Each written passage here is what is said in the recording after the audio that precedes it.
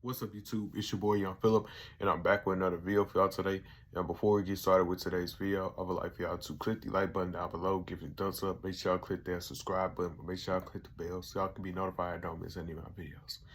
Today, I will be doing a review for another Madea play, and this one is the family reunion play. So without further ado, let's begin. It started off on a Friday at 3:17 p.m. Madea and her family just came back from a funeral. Madea's sister had passed away. They didn't know how she passed, but she had died, but still. The family, except Madea, come back. In the shock of, did Madea really just act the fool? And also show up to the funeral in a red dress. And then Madea was like, what I gotta hide for? What I gotta hide for? And then her daughter Cora was like, did you have to do that? Like, and then Brown was like, the Rev didn't know what to do because he was too busy looking at Vicky. Vicky is Madea's little know-it-all niece, aka the messy one of the family. But anyway, Madea was like, her own sister owed her $20. And she also let it be known that if they put a bra on her when she passed, she gonna be the first ghost in history to bust a cap at somebody.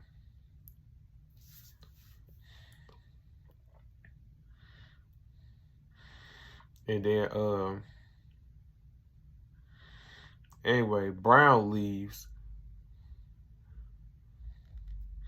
And then also, they talk about how Irene has a child or that she adopted, or Vicky has a child she adopted. The 9-year-old girl looked at Madea like she was crazy, and Madea was like, she's gonna get a bust a cap care at that funeral. Excuse me. That shit was funny as hell. And then you have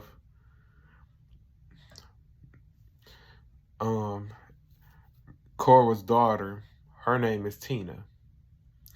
She shows up in black with her baby. Cora and Vicky say hello to the baby, and then Madea quickly put the blanket over the baby's face. She's like, we're not trying to look at the crack baby. And she was like, did you feed her? Mm-hmm. Where's the bag? Out there. And Madea was like, you ain't got no car. But yeah. She really, it's like you could tell that something bad must have happened. But anyway, Madea goes in the house, but Cora is trying to ask Madea, can she help find her wedding ring, knowing that her husband is gone? She's like, do I look like Florence off of the Jeffersons? You better find your own damn ring.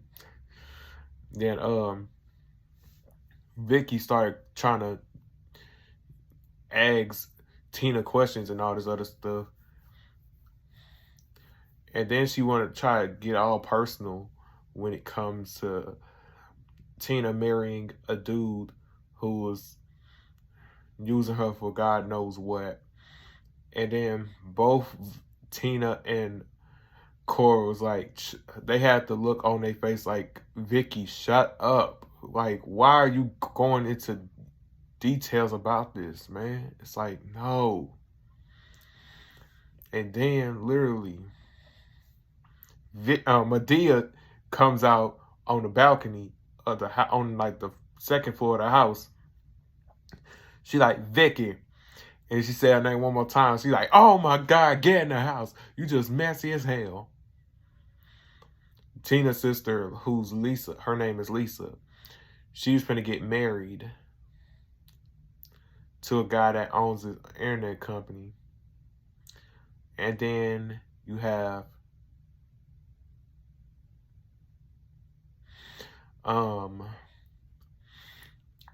Brown, who brought his wife over to Madea's house. She has Alzheimer's. And then a reverend showed up. And he reveals that he almost made Vicky his wife. And she's like, almost don't count. But still. Madea ended up scaring off the reverend by pulling a gun out her purse when no one was looking. She shot into the air and made everybody get down. And she was like, do you feel secure? He said, follow that spirit up out my house. Oh my God. Something telling me Madea go get struck by lightning. I'm telling you. Like, she ain't right, but still. Brown ended up leaving too. And then all of a sudden, here comes, what was that girl name? She has a husband, and his name, he has the same name as my older brother, Kevin. And she put a D-E-D to his name. And then Vicky was like, have you seen Cora's ring? And then homegirl was like, what are you trying to say, Vicky? He's like, oh, she ain't saying nothing. She just being messy as hell. Get in the house. Get in the house. You being messy as hell. And then Lisa shows up with her new fiance. And she wants to let it be known that she does not have any feelings towards her ex-lover, who happens to be Medea's mechanic. And Vicky ended up telling him that Lisa was getting married, and Madea sees it as, of course, Vicky being messy as hell. Like, why? Like, it ain't your business to tell him. Like, why would you tell him that? It's like, you just being messy as hell. But still, then you have Vicky and the one girl that has a husband. She's like, I didn't settle, and why am I talking to you anyway? Where's your man? She's like, exactly. And then Madea come outside. She like, Vicky. You are the weakest link. Goodbye. I swear, as soon as she said that, everybody started laughing. And then she's like, hold on, I got your present. Hold on. And then Madea was like, there's a white woman trapped inside her body. I ain't lying. Cora decided to give her own daughter a Bible as a gift. Madea made her go stay in the timeout. She on punishment. And Vicky decided to give Lisa some PJs, some silk PJs and shit. And it's like, know your fabrics. Rub your hand on that silk PJs, and it's real hot. This cotton, this synthetic. I swear, that part had me dying. And then she ended up opening Medea's gift that she got for Lisa. She was like, open mine up, girl. And then Lisa was like, ooh, it's heavy. And she pulled out the gun that Madea had for her. She's like, oh my God, Madea. La, ta-da, what's up now? It's the little one, but not bad one. Oh my God. Not her saying it's the little one, but it's not bad. Wow. I said, oh my God. Oh my God. That part had me dying. And then, one shorty had to go to work, and she felt like she's about to be late to the bus stop. And then Medea's mechanic man, I forgot his name, who was Lisa's ex-boyfriend, shows up after going to the grocery store for Madea, sings to her, and then Kevin and Lisa's ex-boyfriend, they end up communicating. And then he ends up meeting Lisa's fiance. In the midst of meeting the fiance, Mr. Brown's dog started barking out of nowhere to the point that Madea has to shoot at it and scare it for a couple of days. Yeah, crazy, right? Then, literally, Brown would come over pretty much later on to tell Madea that was not right. That she shot the dog for absolutely no fucking reason. And then Kevin's girl was supposed to be expecting a baby, but might be dealing with almost damn near dealing with a miscarriage. And all of a sudden, Tina tries to force herself onto Kevin, and he tells her, like, I'm already married to your cousin. Just what we had was in the past. Not dealing with you no more. And then she follows him into the garage. And then, let's see, right when they came out the garage, they was like, what's going on? And then she tried to make up a lie and talk about he was trying to force himself onto her, but it was you trying to force yourself on him, trying to hit on him. And like, even Cora couldn't buy that bullshit ass lie. And then you got Vicky's dramatic ass talking about see, Madea, that's why I don't have a man in my life. You can't trust him, you can't trust him, you can't trust him. And then Madea was like, Vicky, the reason why you don't have a man is because you can't find one, you can't find one. Oh my God, that had me dying. And then Brown and Madea started having a back and forth roast session.